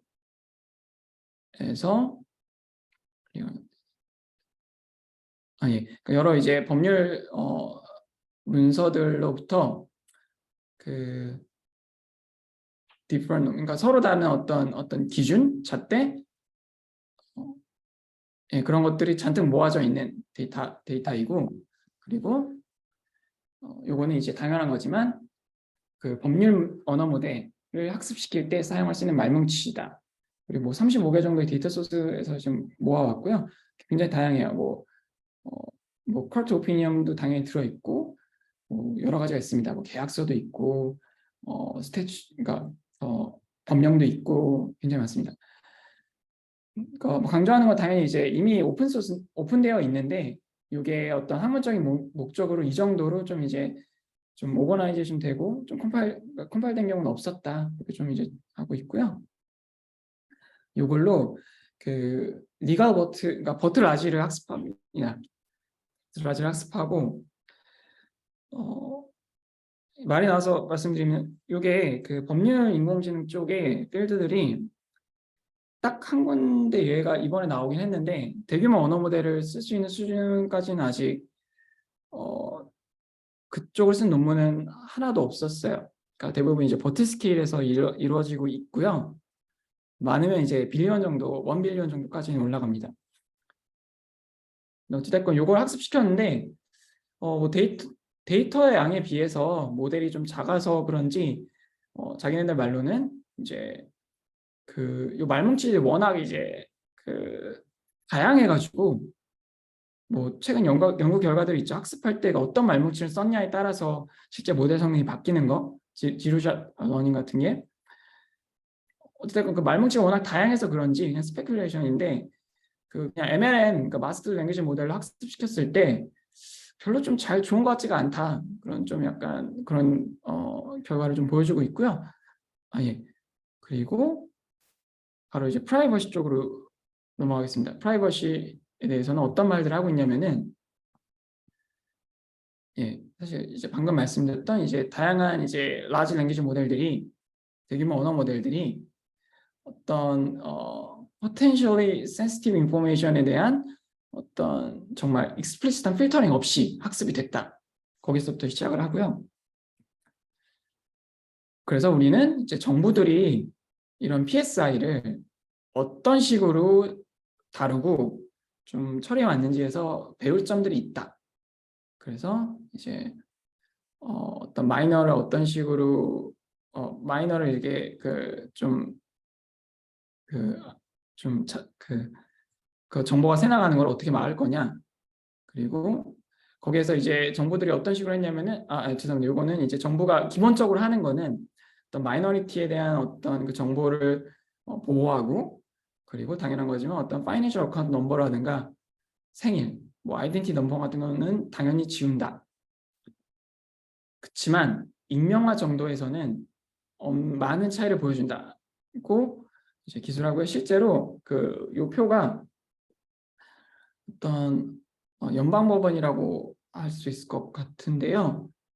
그리고 이거는 잘 모르겠습니다. US 아무튼 요 두 개랑 독일, 중국, 캐나다 요 예를 들면서 뭐 예를 들자면은 이제 민사 사건 같은 경우 미국에서는 모든 소송 사건의 디테일이 퍼블릭하다. 그러니까 좀 어떤 익셉션만 좀 제외하고 그리고 이 경우에는 뭐 대부분의 퍼스널리 아이덴티파이블 정확히 모르겠는데 아무튼 퍼스널 그 인포메이션이 생략이 된다. 그리고 독일은 모조리다. 없앤다. All identify information을 이제 생략시킨다. 그리고 중국은 어떤 특정 범죄 유형만 제외하고는 다 보여준다. 퍼블릭하다. 뭐 그리고 캐나다에 대한 예도 있어요. 뭐 그런 것들도 있고 뭐 형사 사건에 대해서도 이제 서로 다른 이제 차이점을 보여주고 있습니다. 그리고 어떤 약간 소녀들에 대한 이제 범죄 같은 경우에는 역시 또 차이를 보여서 네임은 이제 미국 같은 경우는 이제 이름은 지워지고 또 다른 이제 미국 그 단체 같은 경우에는 이런 것들을 이제 최대한 보호하려고 하는 것 같고, 그렇지만 중국 같은 경우에는 그 카테고리별로 다르다, 공개하는 경우도 있다는 거죠. 그리고 그 독일과 캐나다 같은 경우는 이제 모조리 다 가린다, 그런 차이를 보여주고 있습니다. 그래서 이런 차이를 보여주면서 어떤 미국 기준 정도가 조금 이제 연구자들이 실제로 어떤 데이터를 필터링할 일이 있을 때 좀 적당 최소한의 기준을 좀 제공해 주는 것 같다, 그런 식으로 좀 결론을 내리고 넘어갑니다. 그리고 탁시시티 같은 경우에도 요거를 항상 제거해야 되느냐에 대한 어떤 컨센서스가 없다. 그리고 그 이유가, 예를 들자면은 방금 말씀드린 판결문에서 특정 사건 같은 경우에는 어떤 범죄에 대한 묘사가 드러납니다. 근데 그게 대부분 이제 다운표 안에 들어있는데, 요걸 삭제하지 않아야 되는 이유는,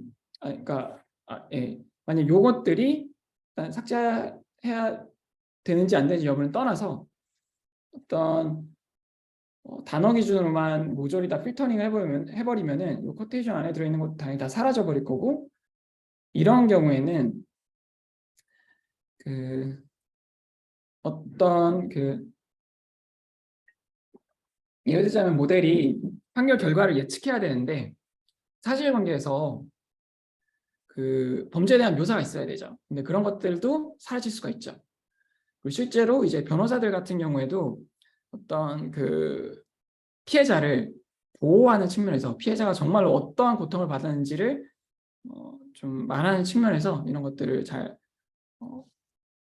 강조한다고 합니다. 그래서 조금 길어지고 있는데, 그래서 여기 실험도 했어요. 실험도 했냐면, 어떤 실험을 했냐면은 여기는 자기네들이 모은 데이터로 요거 같은 경우 이제 디스틸 버트를 학습시켰습니다. 학습시켜서 어떤 걸 했냐면은 문장별로 어떤 이제 임명화 시켜야 될 주어들을 가린 다음에 실제로 얘가 임명화 될 대상이냐 아니냐를 물었을 때 한 80% 정도의 정확도를 보인다. F1이고요. 그거를 이제 실험했는데, 조금 재미난 점은 여기에다가 추가적인 정보로 이 사건이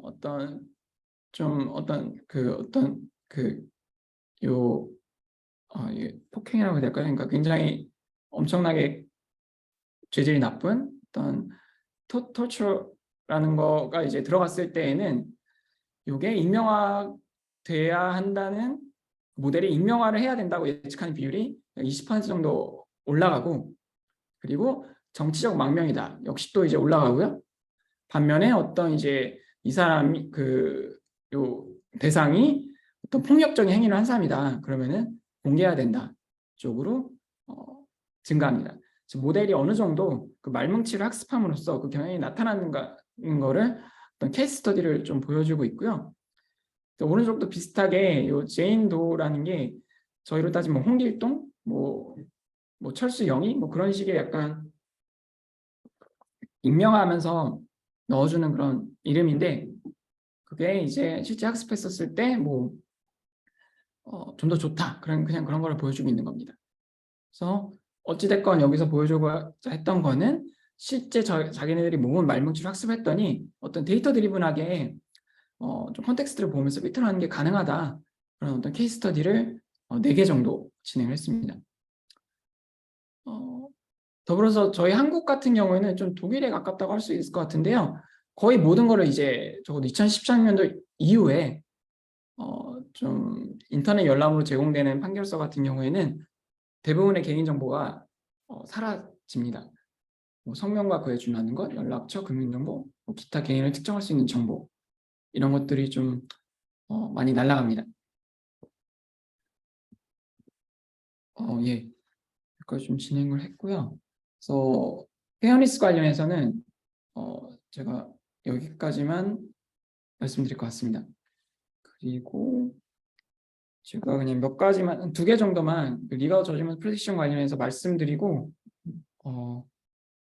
종료하도록 하겠습니다. 좀 길어져서 아마 지루하실 것 같은데, 요거 이제 최근 2022년도에 EMLP에 나온 논문 2개 정도만 간단하게 말씀드리고 끝내도록 할게요.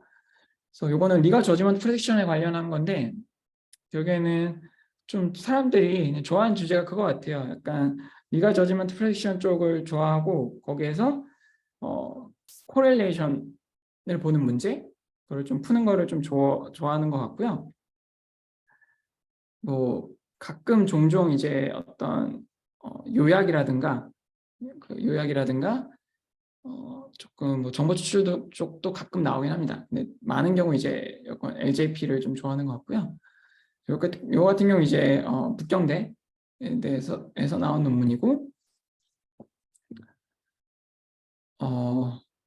예. 그래서 그 현재 이제 정확도가 데이터 많으면 좋다. 요 같은 경우 이제 중국 그 카이라는 판결문 그 대법원에서 공개한 판결 예측 데이터셋을 가지고 학습을 했고요. 좋은 것 같은데 이제 언더라인 메커니즘이 뭐냐, 진짜 잘하고 있는 거 맞냐 그렇게 해가지고 어떤 이제 법적인 법 이론에 따라서 이제 그러니까 특히 이제 그 대륙법 체계를 따르는 국가에서는 법 이론을 따라서 이걸 예측해야 되는데 지켜지고 있느냐 그러면서 이제 크게 세 가지 잣대를 제시합니다. 셀렉티비티, 그리고 센시티비티, 이제 프리점션, 그러니까 무죄 추정의 원칙. 셀렉티비티 같은 경우에는 그 어떤 모델이 각각의 어떤 리걸 티오리에서 봐야 하는 부분들, 뭐 요건 사실들이라고 할 수도 있을 것 같은데 그것들을 이제 정확하게 파악하고 있느냐. 그리고 센시티비티 같은 경우는 비슷한 사건들, 좀 사건 유형은 비슷한데 엄밀하게는 다른 그것들이 살짝 바뀌었을 때 얘네가 잘 반응하느냐 그런 것들을 기준으로 역시 버트 수준에서 스터디를 진행합니다. 그렇게 했을 때 이 두 개 정도가 조금 이 셀렉티비티 정도만 모델이 아는 것 같고 두 개는 엉망이다. 그런 결론을 좀 내고 있고요. 예, 그래서 다시 말씀드리면 셀렉티비티 같은 경우에는 어떤 크리미널 엘리먼트들, 그러니까 좀 법적으로 중요한 부분들을 이제 찾아내는 거, 확인하는 거, 그리고 센시티비티는 이제 비슷한 사건들을 구분해내는 거, 무죄 추정의 원칙. 예를 들어서 여기 뭐 중국에서는 중국법에서는 이 네 가지, 그러니까 누가 어떤 의도를 갖고 어떤 행동을 어떤 대상으로 했는지 이 네 개가 충족이 돼야 그 범죄자라고 이제 판단할 수가 있다 그러더라고요. 그래서 Four Element Theory라고 하는데 그 셀렉티비티는 이것들을 각각 알아보는 능력이고 센시티비티는 이거 하나가 바뀌었을 때 과연 제대로 된 그 판결 예측을 하는지 그리고 무죄 추정은 넷 중에 하나라도 없었을 때 그 판결을 얘가 유죄라고 하면 안 되는데 유죄라고 하는 그러니까 유죄로 예측하는지 그런 거를 봅니다. 서브젝트 같은 경우는 뭐 당연히 이제 디펜던트에 대한 피고인에 대한 이제 어떤 게 들어있고 여기에 어떤 의도를 갖고 그러니까 어떤 의도를 looking for the theft target 요 도둑질을 어떤 걸 좀 찾고 있었고 도둑질했다. 그리고 그 대상은 요 어떤 백이다. 그런 것들 이제 그 설명해주고 있습니다. 그래서 데이터셋은 이제 역시 계속 말씀드린 카이라는 그 중국 데이터셋을 사용하고 있고요.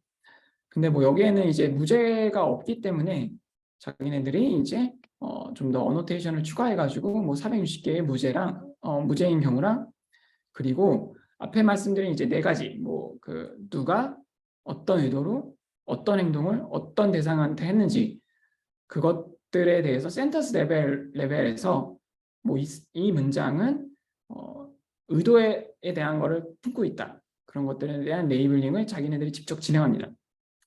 그렇게 해가지고 요 데이터셋을 가지고 스터디를 진행을 했고요.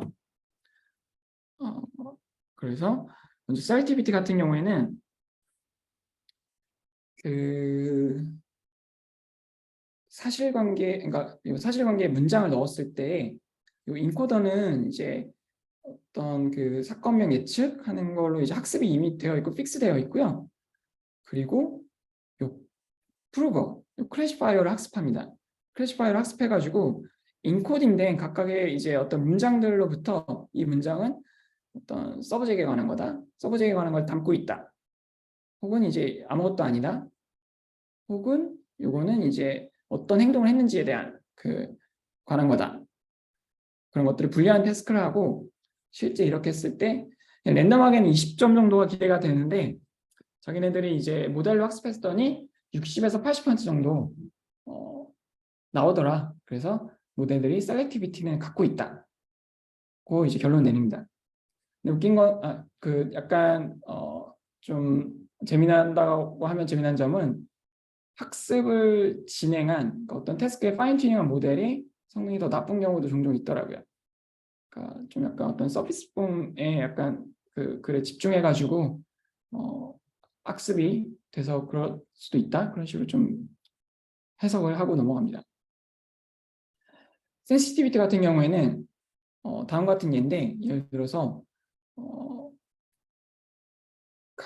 강도? 그러니까 러버리 같은 경우에는 어떤 무기를 가지고 이제 행동을 하면 그렇게 생기는 건데 만약에 나이프를 그냥 어떤 바톤으로 바꿨더니 여전히 러버리여야 되는데 어떤 강제 취득이라고 해야 될까요? 그러니까 포스 프로시저로 바뀐다. 그렇게 실험 결과를 보여주면서 모델이 센시티브하지 않다. 그러니까 어떤 요 부분이 어떤 법적으로 이제 중요한 크리미널 엘리먼트라는 건 알고 있는데 살짝 바꿨더니 모르더라. 그리고 정확도가 20에서 90%로 왔다 갔다 한다. 그리고 그래서 버튼은 이제 이렇다. 근데 계속 이제 결국엔 버튼 스케일로 다 실험하기 때문에 사실은 이 모델을 스케일링 했을 때 개인적으로는 결과들이 많이 바뀔 수 있을 것 같다고 생각은 드는데 예, 저는 손쉽게 접근 가능한 모델들이 이제 버튼 수준이다 보니까 그 정도 수준에서 스터디들이 많이 일어나는 것 같아요. 예, 여기 예, 뭔가 날라갔는데 무죄 추정의 원칙 쪽에 관한 것 같아요. 잠깐만요. 예, 다시 복귀됐네요. 그래서 그 네 가지 이게 하다가 작성하다가 뭔가 꼬여가지고 이렇게 된 것 같은데 여기는 이제 어떤 실험을 했냐면은 그 네 개의 그 리갈 엘리먼트, 그러니까 누가 어떤 의도로 무엇을 어떤 식으로 했는지 그거에 대한 거가 한 개라도 없었을 때 무죄가 나야 되는데 그렇지 않다라는 실험 결과를 보여주고 있습니다. 그리고 마지막으로 그 EMNLP에 나온 논문인데 혹시 이거 같은 경우에도 그 판결 예측을 다루고 있어요. 판결 예측을 다루고 있고 다만 이제 유럽 인권 법원 데이터를 사용하고 있고 이 데이터를 했을 때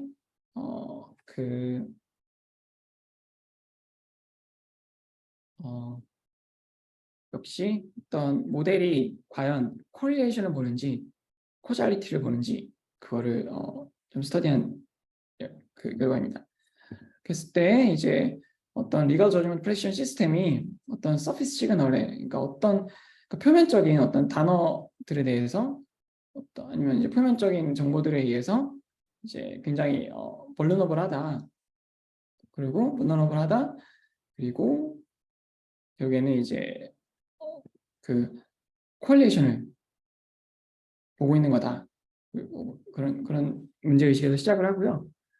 그래서 데이터셋은 이제 역시 유로피안 커트 오브 휴먼 라이트 이쪽에서 그 주어진 사실관계에서 혹은 주어진 이제 사건에 대한 기술로부터 어떤 법조항들이 위반되었는지 예측하는 태스크이고요.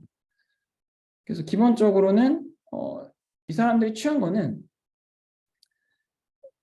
특정 뭐 이제 ML 알고리즘을 통해서 그 모델이 어떤 무언가를 예측할 때 사용되었던 토큰 혹은 어떤 사실들 예를 들자면은 저는 좀 예상을 못했었는데 그 문장 그러니까 총 문단의 길이 그러니까 몇 문장이 들어있는지 예를 들자면은 무죄랑 유죄인 경우가 그 문장 길이가 다르게 나옵니다.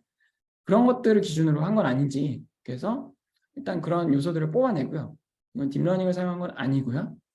그 다음에 여기에서 그 법률 전문가로부터 이러한 것들은 어떤 이제 법적으로 중요하지 않다. 그런 것들을 레이블링합니다. 이런 것들 중에는 토큰들이 별 의미 없는 토큰들, 예를 들자면 이제 의미 없을 수 있는 토큰들, 지역이라든가 인종이라든가 그런 것들. 그다음에 이제 어떤 그 메타 정보로 들어있는 그 피고인의 어떤 상태라든가 그리고 다큐멘트 길이. 그래서 이런 것들을 결국에 어드버저리어 디코파운더라고 해가지고 제가 좀 익숙하지는 않은데 여기 어드버저리얼 방식으로 좀 학습을 진행합니다. 그래서 이렇게 했더니 뭐 좀 좋아졌다. 그런 식으로 좀 말씀드릴 수 있을 것 같고요. 기본적으로 오브젝티브 펑션이 좀 들어있는데 조금 제가 좀 디테일하게 살펴보지 못했습니다. 좀 관심 있으시면은 EMLP에 이번에 나온 논문이니까 살펴보시면 될 것 같아요. 제가 일단은 예, 여기까지만 말씀드리고 끝내면 될 것 같네요. 예를 들어서 요거 같은 게 무엇을 보여주냐면은 어떤 이제 그러니까 위반이 있었던 인권 위반이 있었던 사건이 3,500개, 없었던 사건이 3,500개 이렇게 했을 때 어떤 무죄인 경우가 그 문장의 개수가 35개, 유죄인 경우가 평균 55개로 좀 크게 보면 두 배, 1.5배 정도 차이가 있었다. 그런 것도 시작을 해가지고 다양한 이제 어떤 데이터의 통계적 차이를 좀 보여줍니다. 그리고 심지어 각 법정별로 이게 얼마만큼의 케이스에 나타났고 그 케이스에 일단 나타나고 나면은 몇 퍼센트의 확률로 얘가 위반되었다고 판단되는지 그런 것들도 이제 좀 조사를 합니다.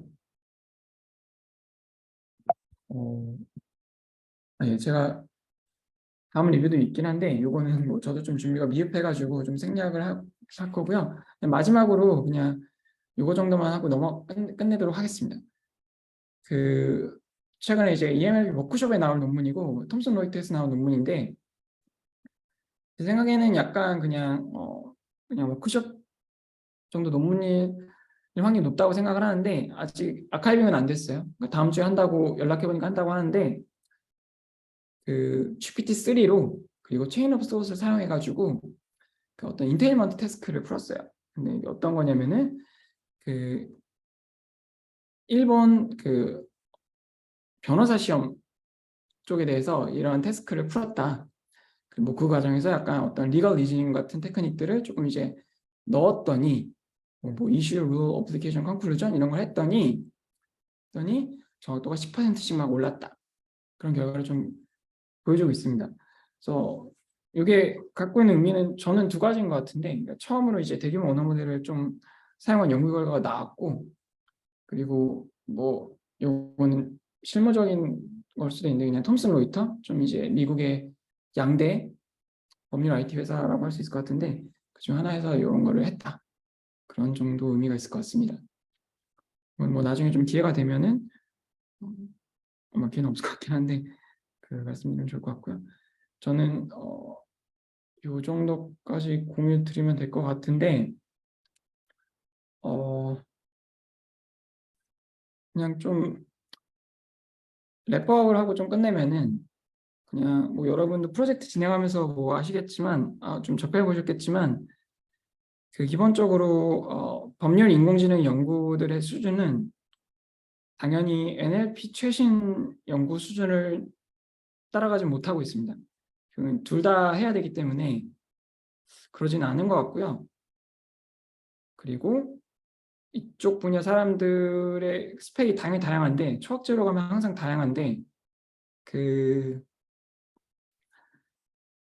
약간 모델을 스케일링하거나 데이터셋을 스케일링하는 거에 대해서는 조금 접근성도 좀 낮은 데다가 조금 고려는 덜 하는 것 같고 주어진 모델로 법률 문제를 풀었을 때 어떤 문제점들이 나오는지 그리고 그거를 조금 도메인 지식을 사용해서 조금 풀려는 경향이 있는 것 같아요. 좀 당연하다면 당연한 것 같아요. 그래서 그냥 좀 추가적으로 말씀드리면은 그냥 이건 제 개인적인 느낌인데 지금 하고 계신 프로젝트들에서 그 3분의 1 정도는 충분히 논문으로 완성될 수 있을 것 같다. 그냥 개인적인 생각으로는 그렇습니다. 그래서 만약 욕심이 나시면 이제 조금 더 아마 방학 때라도 한번 해보시면은 좋을 것 같다는 좀 생각은 개인적으로 좀 듭니다. 예, 생각보다 약간 도메인이 좀 신선한 편이고, 그리고 말씀드렸던 것처럼 NLP 수준이 엄청 높지가 않기 때문에 조금 혹시라도 좀 욕심이 나시면은 그런 식으로 좀 마무리를 하시는 옵션도 있다고 좀 말씀드리고, 그리고 그냥 약간의 그냥 개인적 관심사까지 그냥 말씀드리고 끝내면은 약간 그 업덕티브 리즈닝 쪽이 저는 조금 재미난 게 많을 것 같은데 그쪽 관한 연구는 그렇게 많지는 않더라고요. 없는 것 같더라고요. 물론 이제 좀 뒤적거리면 나오긴 하는데 적어도 어떤 리걸 NLP 관점에서는 없는 것 같고, 그러니까 예를 들자면은 이제 판사님 같은 경우에는 이건 어디까지 그냥 제 그냥 생각이라 가지고 그냥 흘려드려도 되는데 그냥 마무리하는 김에 그냥 좀 말씀드리면 판사님 같은 경우는 디덕션을 좀 주로 하시는 것 같고요. 개인적으로는 변호사는 업덕션을 좀 해야 될 것 같아요. 그러니까 변호사는 이제 결론은 정해져 있는 것 같고요. 자기가 변호해야 되는 사람에 대한 결론은 정해져 있는데 비어 있는 어떤 논리적 공간, 주어진 결론에 대해서 약간 이제 그 결론에 나기까지 그 부분을 채워야 되죠. 좀 그래서 개인적인 생각인데 그쪽에 조금 굳이 좀 리즈닝 관점에서 보면 그런 것 같습니다. 물론 이제 실용적으로는 이제 뭐 많은 분야 그럴 것 같긴 한데 정보 추출 쪽이 아무래도 조금 실용적으로는 바로 쓸 때가 많은 것 같고 실제 이제 많은 법률 그러니까 연구들이 약간 회사를 끼고 하면은 그쪽을 좀 많은 것 같아요. 혹은 이제 리트리버 기반 검색이라든가 그 정도 말씀드리고 저는 음. 끝내면 될 것 같습니다, 민준님. 아, 네네. 혹시, 감사합니다. 네, 정말, 네, 좋은 강의 감사드립니다. 그, 일단, 저도 좀 질문이 있는데, 사실 원서님 좀 의견이 궁금한 부분들이 좀 있는데, 네. 어, 리소스가 이슈가 아니라고 한다면, 예를 들면은, 일단 뭐, 저희가 들었던 게, 최근에 나왔던 미네르바나 아니면 체인업스타, 이건 물론 모르시는 분도 계시겠지만, 그래도 아시는 분도 계실 것 같아서, 그래서 이런 대형 언어 모델을 통해서 어떤 그런 체인 오브 థాట్ 그런 생각의 어떤 진행 방식을 학습을 하는 게 좀 어느 정도 된다고 보여지고 있고 다만 그게 어떤 발현하는 그 모델의 사이즈가 보면은 항상 10빌리언 이상 거의 100빌리언까지 가야 좀 발현을 하는 것 같더라고요. 그렇다고 했을 때 어쩌면 어쨌든 그 리걸 쪽은 그만큼 아직까지는 리소스를 투입하고 있지는 않고 근데 만약에 그 정도 리소스를 투입을 할 수 있고 우리나라도 지금 판례가 그 엘박스도 보유한 판례가 100만 건이 넘어가고 있고 사실 뭐 총 판례를 보면 1000만 건까지도 확보를 할 수 있을 거라 보여지는데 그러면은 그 데이터도 사실 어느 정도 그거 이런 걸 학습하기에 충분할 수도 있다 생각은 좀 들었어요. 그렇다고 한다면 음, 어, 엄청 어려운 질문인 것 같긴 하지만 리소스 데이터 이슈는 큰 문제가 없을 거라 생각하고 네. 근미래 어, GPU도 뭐 돈을 태운다면 가능은 하겠죠. 그러니까 제가 들었던 것도 사실 그렇게 막 말도 안 되는 수준은 아니라서 음, 그 정도 쓰는 걸 그렇다고 한다면은 어떻게 어느 정도 가능하실까 혹시 생각이 드시나요? 특히나 어떤 판례를 생성하는 관점에서 네 판례 생성보다 판결 생성이겠네 판결 예측 네. 아, 예. 리걸 AI 한 사람은 NLP 수준이 떨어져서 제가 정확한 답변을 당연히 못 드릴 것 같고요. 근데 저는 체인 오브 속 같은 거를 하면은 음, 개인적인 생각은 그러니까 어떤 코릴레이션을 보는 게 어느 정도는 막아진다고 생각은 드는 게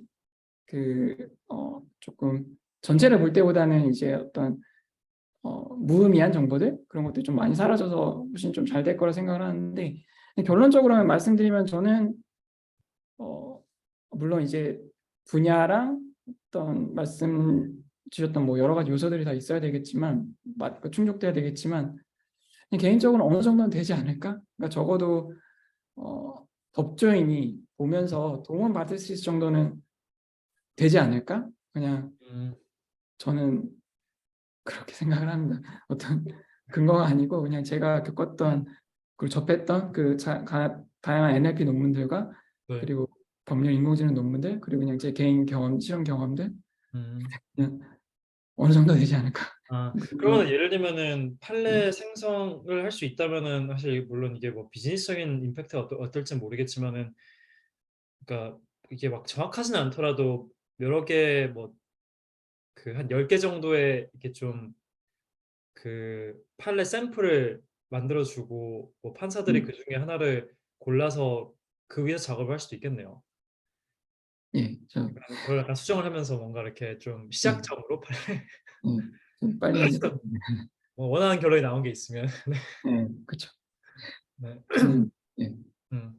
재밌을 것 같고 음. 빨리 해보고 싶은 분야인 것 같습니다. 아, 음, 네. 감사합니다.